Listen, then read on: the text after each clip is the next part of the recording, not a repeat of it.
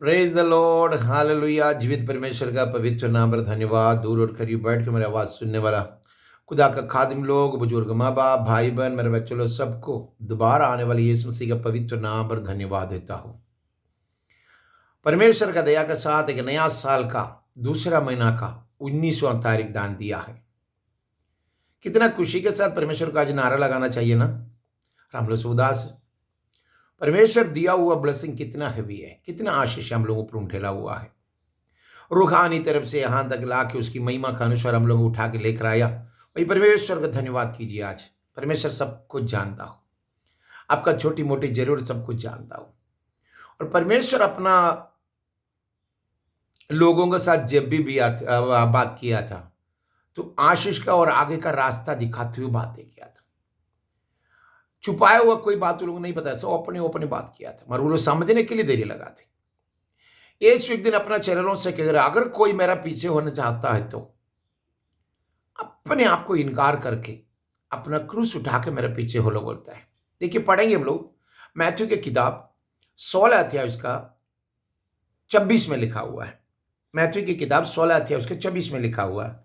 तब यीशु ने अपने चेलों से कहा, यदि कोई मेरा पीछे आना चाहे तो अपने आप को इनकार करे और अपना क्रूस उठाए और मेरे पीछे हो ले। अपना क्रूस उठा के मेरा पीछे बोलता है। हम लोग सबको उठाता है, खुदा का क्रूस उठाता है। अरे बाप रे बाप रे, क्या इससे खुदा का क्रूस उठाता है, देख रहे ना। अरे गुड फ्राइडे का दिन देखो कितना भाई क्रूस में चढ़ने के लिए जाता है। गला में देखो कितना लंबा चौड़ा क्रूस डाल देते हैं। खुदावन बोलता है, अरे तेरा क्रूस लेके मेरा पीछे आओ बोला है। तुम्हारा क्रूस क्या है? तुम्हारा क्रूस, तुम्हारा क्रूस क्या है?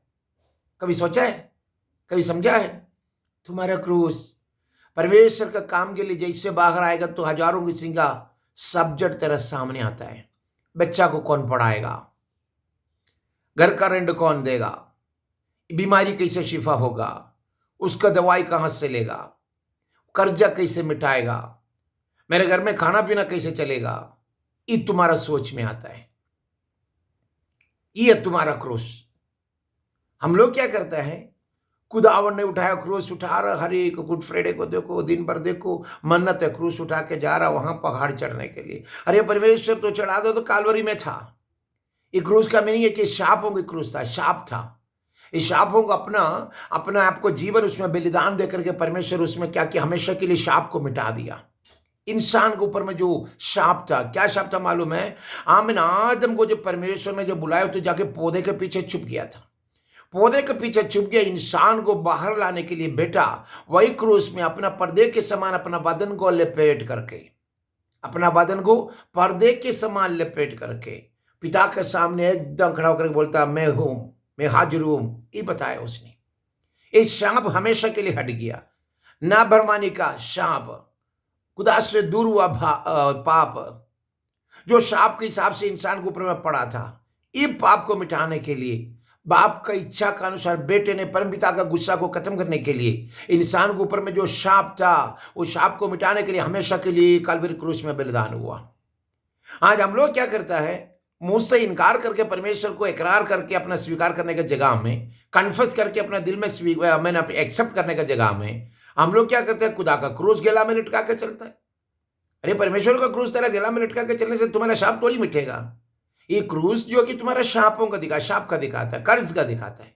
अगर तेरे जिंदगी के अंदर में अगर शाप अगर तुम मान रहे है तो खुदावन यीशु मसीह आज से 2022 साल का पहले काल्वरी क्रूस में अपना बलिदान का चलते शापों को मिटा दिया, पापों को मिटा दिया, शापों को मिटा दिया, आनंद जीवन के लिए तुम्हारे लिए रास्ता खोल दिया वहां पर।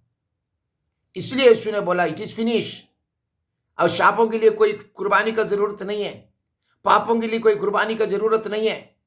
ये समझने वाला सब दुनिया का लोग कहता है कि आज भी क्रूस उठा रहा, चलो क्रूस उठा रहा। अरे क्रूस तुम्हारा ही है, परमेश्वर का नहीं। परमेश्वर उठा लिया अपना, वो छुटकारा दे चुका है। उस पर विश्वास करो। किस पर? परमेश्वर के ऊपर में विश्वास करो।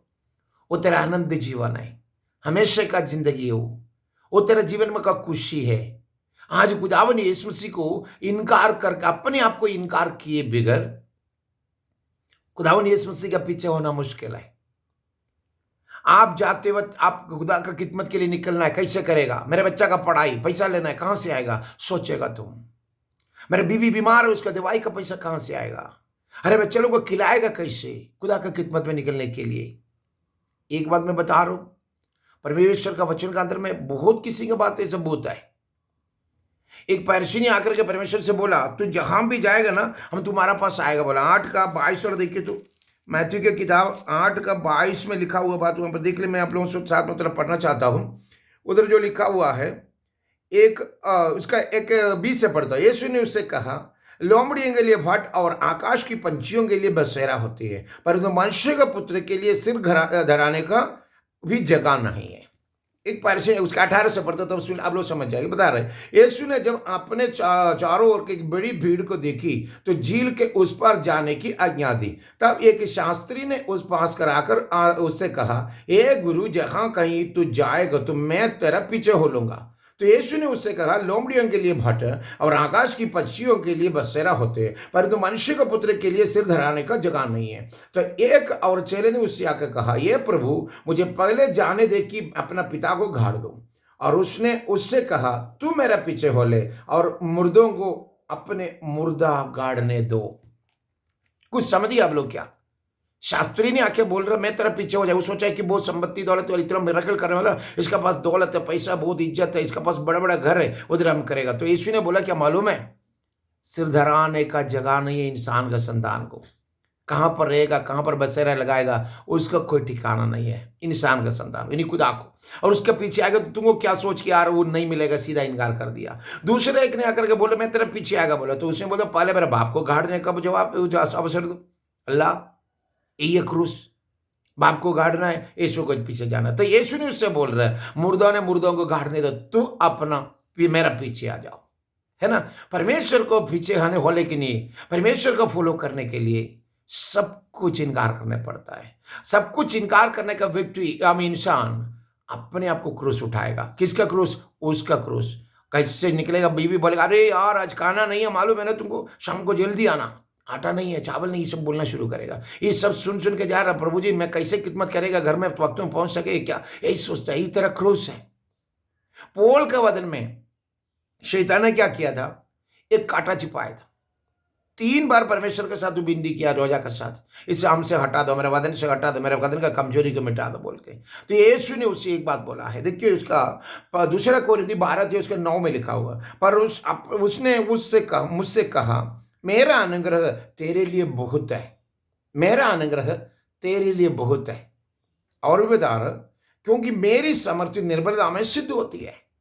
तुम्हारा कमजोरी पर, तुम्हारा वीकनेस पर, अगर तुम मेरा क्रूस उठाया हुआ रहेगा तो तेरा कमजोरी में तुझे गिरने नहीं देंगे। मेरा अनुग्रह तेरा कमजोरी पर सिद्ध होती है। हाथ उठा के धन्यवाद करो। तेरा कमजोरी के साथ और परमेश्वर के लिए तू निकल आया तो तेरा कमजोरी में गिर कर तुम बर्बाद होने नहीं देगा मेरा खुदा। तेरा औलाद का पढ़ाई नहीं रुकेगा, तेरा जिंदगी कर आमीन, कोई भी किसी की बातें रुकेगा नहीं। तेरा कमजोरी पर परमेश्वर तेरा अनुग्रह का साथ तुझे मददगार बन के आएगा। बोलता मेरा फसल तुम्हारे लिए काफी है, मेरा अनुग्रह तुम्हारे लिए बहुत है। विश्वास कर सकते हो? मेरा अनुग्रह तुम्हारे लिए बहुत है। वही अनुग्रह आज हासिल करने के लिए कौन कौन तैयार होगा? परमेश्वर का पीछे होने के लिए कौन कौन तैयार होगा? कौन कौन उसका सामने आएगा? आज परमेश्वर के सामने झुके अपने आप को खुदावंद यीशु मसीह को, अगर अभी तक तो अपना जिंदगी के अंदर एक्सेप्ट ना किया तो, अंगीकार ना किया तो, ये खुदावंद यीशु मसीह को दिल से अंगीकार करके, उसने तुझे मुर्दों से जी उठा बोल करके, विश्वास करके, उसकी नाम के साथ बपतिस्मा का साथ आगे बढ़े। परमेश्वर का अनुग्रह तुम्हारे लिए काफी है। परमेश्वर का अनुग्रह तुम्हारे लिए बहुत है। आज वही आशीष के साथ परमेश्वर आगे बढ़े। Lord bless you, Lord bless you, Lord bless you.